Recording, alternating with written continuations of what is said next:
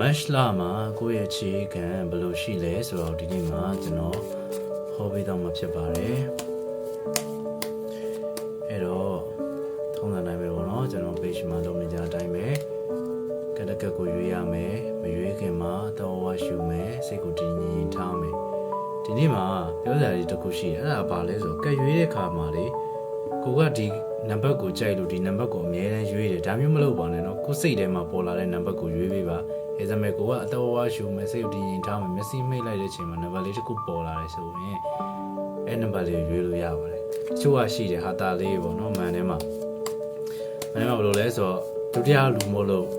နံပါတ်1ကိုပဲရွေးပါတယ်ဆိုတာမျိုးပေါ့နော်မျိုးစုံမှာပဲတွေ့ရပါတယ်နော်အဲ့တော့အဲ့လိုမျိုးမလုပ်ပါနဲ့เนาะအမြဲတမ်းဒုတိယလူမဖြစ်နေပါဘူးလို့ဒုတိယလူလည်းအမြဲတမ်းမဖြစ်နေပါစေနဲ့လို့လည်းဆုတောင်းပေးလိုက်ပါတယ်เนาะအဲ့တော့โอเคကိုရဲ့ match လာအတွင်းမှာခြေကံဘယ်လိုရှိလဲဆိုတာလေးကြည့်အောင်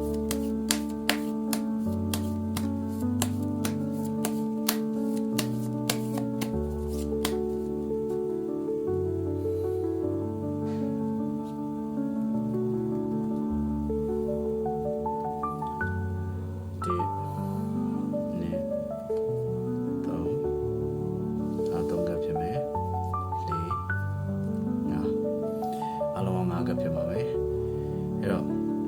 စိတ်ထဲမှာပေါ်လာတဲ့ကတ်လေးကိုရွေးလို့ရပါပြီခင်ဗျာထုံးစံတိုင်းပဲတောဝါရှူပါစိတ်ကိုတည်ငြိမ်ထားပါအဲ့ဒါမမေ့ပါနဲ့เนาะအရင်ရေးကြည့်ပါတယ်ကိုယ် energy ကအခုဗီဒီယိုရဲ့ energy နဲ့ကိုက်နေဖို့လိုပါတယ်เนาะကဲအဲ့တော့ရွေးလို့ရပါပြီပြောစရာလေးရှိပါတယ်အဲ့ဒါပါလဲဆိုတော့ကျွန်တော်ဒီအပတ်တွဲမှာလာအစားလေးဖြစ်ပြီဆိုတော့ကိုယ့်ရဲ့ follower လေးကိုယ့်ရဲ့ဗီဒီယိုအများအားပေးနေလူတွေကျွန်တော်အဆောင်လေးပေးတော့ဖို့ရှိပါတယ်အခြေရဲ့အဆောင်လေးပေါ့နော်အဲ့ဒါလေးကျွန်တော်လုပ်နေပါတယ်အဲ့တော့အကောင့် follow လုပ်ထားဖို့မမေ့ပါနဲ့เนาะ